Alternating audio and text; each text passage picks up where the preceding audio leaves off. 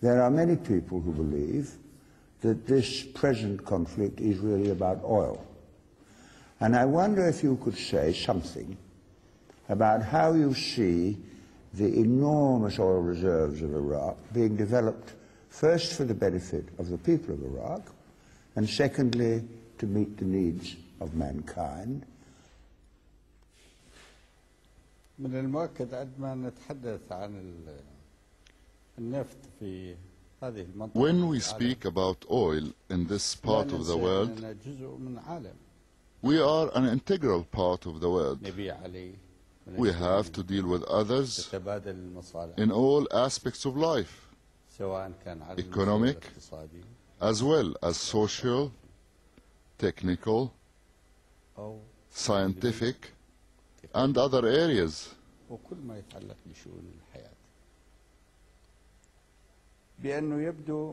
It seems that the authorities in the United States are motivated by aggression that has been evident for more than a decade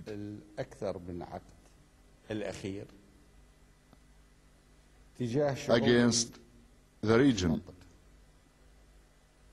The first factor is the role of those influential people in the decision taken by the President of the United States of America based on sympathy with the Zionist entity that was created at the expense of Palestine and its people and their humanity.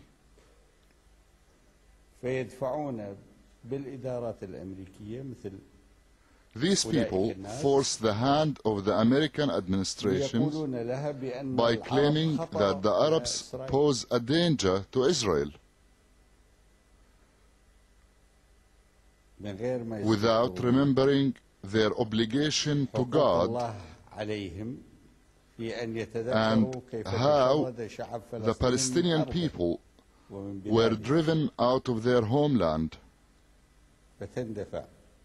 The consecutive American administrations were led down a path of hostility against the people of this region, including our own nation, and we are part of the Arab nation. Those people and others have been telling the various United States administrations, especially the current one, that if you want to control the world, you need to control the oil. بأنكم إذا أردتم أن تسيطروا على العالم ككل فعليكم أن تسيطروا على النفط.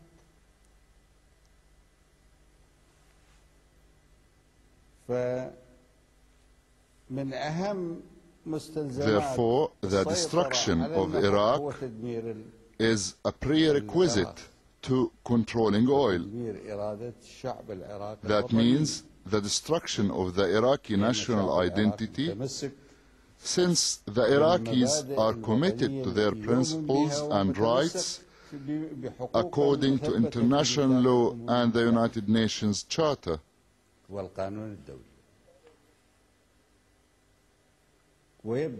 It seems that this argument has appealed to some United States administrations, especially the current one, that if they control the oil in the Middle East, they would be able to control the world.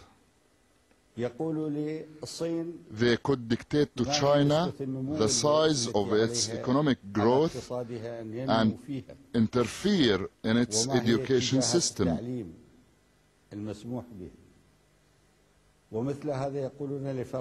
And could do the same to France and Germany, and perhaps to Russia and Japan. They might even tell the same to Britain, if its oil doesn't satisfy its domestic consumption. هي وأصدقائها. إذن نعم يبدو لي إنه It seems to me that this hostility is a trademark of the current United States administration and is based on its wish to control the world and spread its hegemony. People have the right to say that if this aggression by the American administration continues,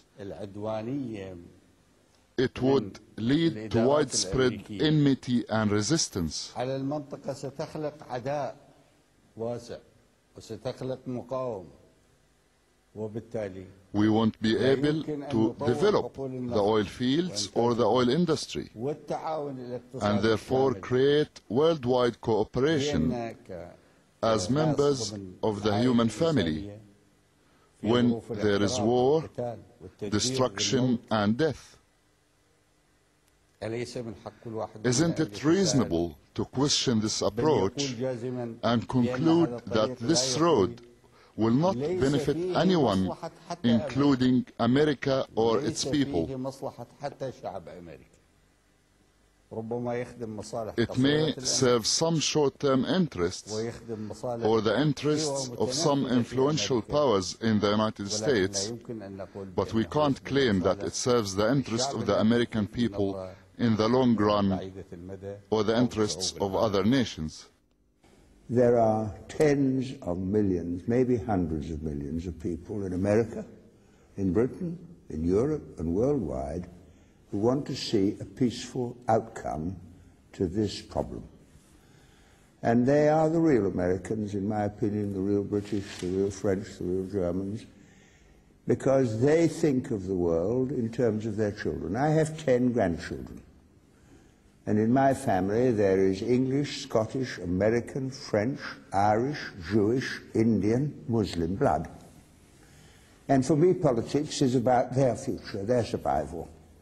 And I wondered whether you would say something yourself, direct, through this interview, to the peace movement in the world that might help to advance the cause that they have in mind.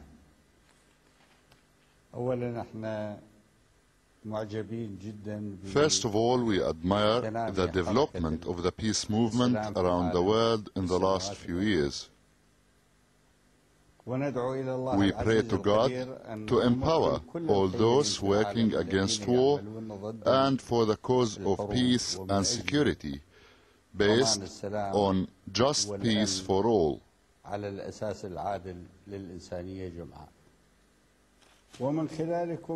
And through you, we say to the British people that Iraqis do not hate the British people. Before 1991, Iraq and Britain had a normal relationship, as well as a normal relationship with America. At that time, the British government had no reason to criticize Iraq, as we hear some voices doing these days. We hope the British people would tell those who hate the Iraqis and wish them harm that there is no reason to justify this war. And please tell them that I say to you, because the British people are brave. Tell them that the Iraqis are brave too.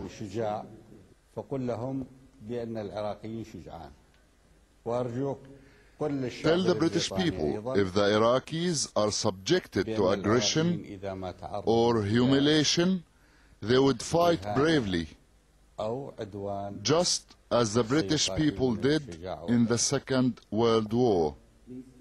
مثلما قاتل الشعب البريطاني بعد في الحرب العالمية الثانية ودافع عن بلده بشجاعة وثبات. We will defend our country as they defended their country, each in their own way. The Iraqis don't wish war, But if war is imposed upon them, if they are attacked and insulted, they will defend themselves. They will defend their country, their sovereignty, and their security.